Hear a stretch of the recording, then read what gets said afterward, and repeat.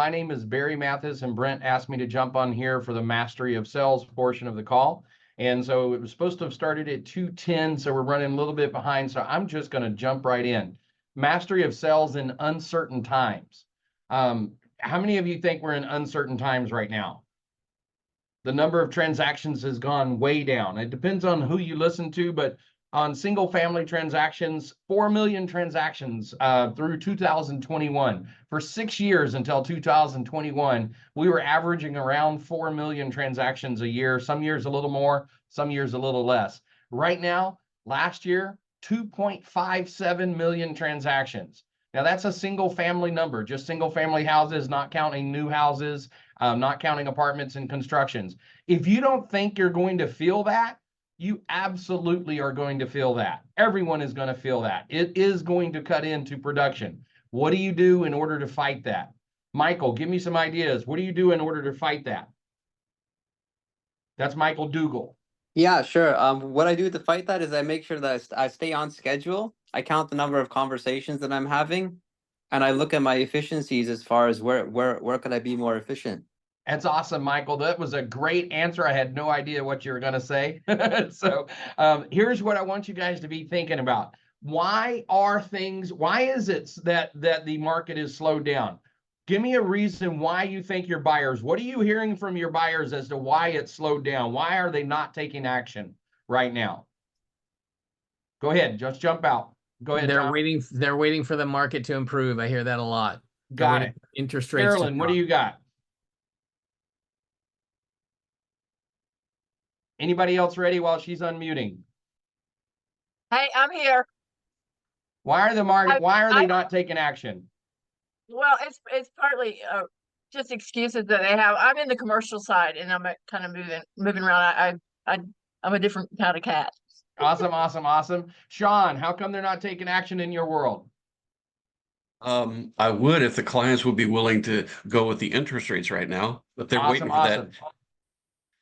So what I'm hearing, and I'm going to speed it along just for the sake of it, because we're keeping moving on the time. Can somebody, I think I've got about 15 minutes here. I'll take as long as you want, but I want to also be cognizant of your time. And so we're going to plan on ending this at 2:30. If you guys have questions and want to stay longer, we can. So the reason people aren't taking action is the same reason people don't take action in the good times. You just don't notice it as much in the good times. The reason is uncertainty. Your clients are uncertain of the future. They're uncertain what's going to happen today. They're uncertain what's going to happen tomorrow. And they're uncertain what's going to happen 5 years from now. Your job as a professional agent is to learn what it is they want to do and then take away the uncertainty. How do you do that? You do that with data, right? You do that by understanding your market. You do that by getting a really good grasp of what it is they want to do. And then you're able to go ahead and give them the tools that they need and the comfort level that they need. You know, everybody's heard of the brides that leave people at the altar. You know, there's a lot of movies made around that story, around that topic. Well, what's going on in that is the fact that they're getting cold feet, they're getting scared, they're getting uncomfortable. They're uncomfortable. So what do they call the person? Somebody help me out here. What do you call the person that handles the bride during that? They have a special person. My daughter's getting married. It's the wedding planner sometimes, yep. But apparently that's my job.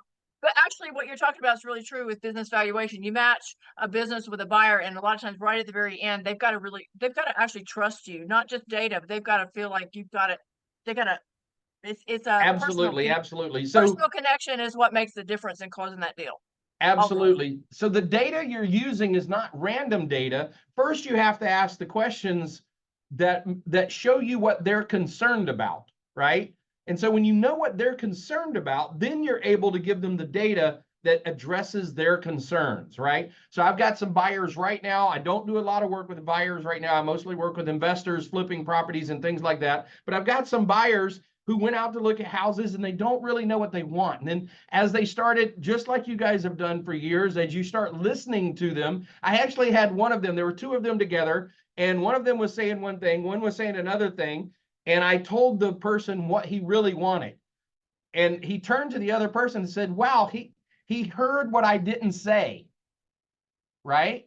Are you listening to your people so much that you hear what they don't say? Because oftentimes their biggest objections come from a place of fear, come from a place of uncertainty, and they're not going to tell you. They're not going to use words to say it, but you have to really listen to them and what they're saying and then learn to be able to address that. If you learn to address that, if you can draw that fear out, if you can draw out what's going on, I'll come back to you, Carolyn. If you can draw that out from them, then you can address it.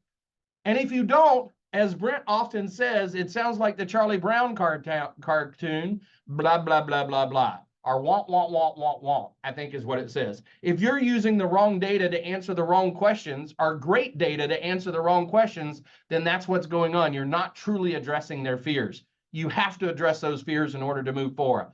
Carolyn, what do you got real quick? I think sometimes it's not just verbal. You got to look at their physical when you're face to face with them, if you can do that. What they're saying with their body, what they're not saying, those kind of things. It's the nonverbal stuff sometimes tells you what. Absolutely. Absolutely. Somebody give me an objection that you're getting right now from someone you're actively working with. Tara, do you have one for us? Samuel, what you got? Samuel J., are you on? All right. Anybody else have an objection that you're getting right now that you're actually... Malika's got her hand raised, Yeah. Barry. Who's Yeah, that? so I am getting this rejection because there is a lot of inventory in the market, and my clients are saying we can get something better. Though they are finding something better, but still they feel that they can get something more better than this. Yes, yes. So these are the type of objections when you're hearing them, you don't want to beat them up with your data, but you need to understand, well, what's getting ready to happen? Or so Malika, you're the buyer. Malika, do you think that interest rates are going to come down soon? Definitely, yes. Absolutely. Malika, in the past, when interest rates have come down, what have the buyers done when the interest rates have come down? They have gone more active and the prices have gone up and they're purchasing. Yeah. Absolutely. So right now I'm looking backwards and I'm seeing when I look back at interest rates, I saw a drop back here. And when that drop happened in 2004, then we saw an immediate response in buyers buying more homes. What do you think will happen if more buyers are trying to buy more homes? Prices will go up. The prices will go up. Absolutely. So do you still believe that it's a good time to wait instead of buy, or would you rather go ahead and buy now while there's not as many people trying to buy? Definitely, it's a good time to buy, but at the same time, the client perception is we have so many, let's wait, let's see what something comes up. It's not the interest rate, but it's the type of property. So they're saying that there's not enough properties or there's too many properties? There are too many properties, so too many options is making them confused, and they feel that there will be something better Awesome. next week, something better next Where are week. you located? I'm in Toronto. In Toronto. So that's a concern that we're not really having in the States right now. Our inventory is very, very tight. So it is the same thing though. You need to find out what's going on, what is driving them. It sounds like you have somebody that's not really motivated, and you probably should have, 3 other people that you're working with instead of just this one. When you have a motivated buyer, then they don't have the choice of just waiting. If your buyers have the choice of waiting, then you need to go find some other buyers, because right now you should be working with people who just had a baby and the house is getting full. You should be working with people who have a job transfer. You need to find people that absolutely have to buy. And those, what Brent would call, he says, the cream rises to the top. And so when you're stuck working with buyers of that nature that really have no motivation, they're comfortable in their house, then those are buyers that really should be kind of pushed to the backside while you bring in more, if that makes sense. And it might not fit your situation perfectly, but that's my first gut. All right, so I just want you guys to really spend some time, understand your markets really well. Be able to address the fears that you're hearing from them, the reason that they're not buying. It's probably not something so surfacey as I'm just looking for more inventory. It's probably something deeper than that. I'm afraid I'm going to lose my job, right? It's that kind of fear, right? When you hear that kind of fear, well, where's the best place to be if you don't have any income coming in? Let me ask you this. How long does it take you to get kicked out of a house if you're a renter?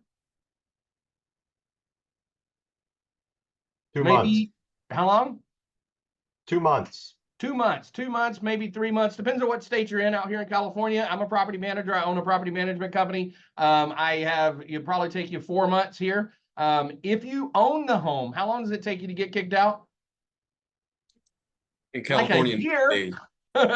Yeah, much longer, right? So see how I address that fear? It's somebody that doesn't want to do it. They're afraid they're going to lose their job. You can address that fear, right? So I'm not saying that's the answer for everyone. I'm not saying go sell people houses that are getting ready to lose their jobs. What I'm saying is find out what their fear is and address that fear. What's the concern, right? And so when I went out with my buyers, I heard them talk, and I heard what they didn't say. And then I found out afterwards that they really were wanting to find a place to rent, to be able to live in for 6 months and then turn it into a rental. Well, once I understood that, it totally changed everything they were looking at. In the beginning, what they told me, they were looking for this, the phrase, they say buyers are liars. Well, they're not really liars. They just don't really know what they want until you show it to them or until you talk it through with them. So once I found out that they wanted to buy a rental property, that's something that they could turn into a rental down the road, well, then we immediately switch. Instead of buying a fixer-upper that had a big yard, now we're looking at new homes in tight areas that are going to always be in high demand for renters. Totally changed their viewpoint once I listened and understood what they really wanted. Now, this is basic for most of you. You guys are in the top 1%, so I know you get that, but it's so easy to forget it. I've been in real estate for a very long time, 20 plus years. I've worked really close to some great agents, and it's easy even for me to forget it. And I just wanted to remind you of that, okay? Any other questions for me? Guys, I'm in property management. My number is 916-225-7777. I own a property management company. I also do sales. I've sold about 1,000 homes or so. I am close friends with Brent. Anything you ever need, if you're on this call, you have the open line to give me a call. Noelle, good to see you out there. So anything you ever need, feel free to give me a shout anytime. Carolyn. I'm going to call you. I'm having to manage my own property. I'm in a nasty. I'll get to meet you. I'll tell you all about it on the phone, but I'm going to pull on you. You know what, Carolyn, from the little bit of time I've known you, I believe you. You love me. I believe you're definitely going to call me. I'm coming back, baby. All right. Hey, guys, it is a great opportunity to sell things when other people are getting out of the business, when other people aren't selling. Go out there today and take somebody's client from them. I know, you heard me. I said, go take somebody's client. There's a client out there that you don't know, and I want you to earn that business. Go work harder than the next guy. Go work harder than their existing agent and take that business. There's not as much business out there. This is true. So therefore, you need to take the business for yourself. All right? Have a great day, guys.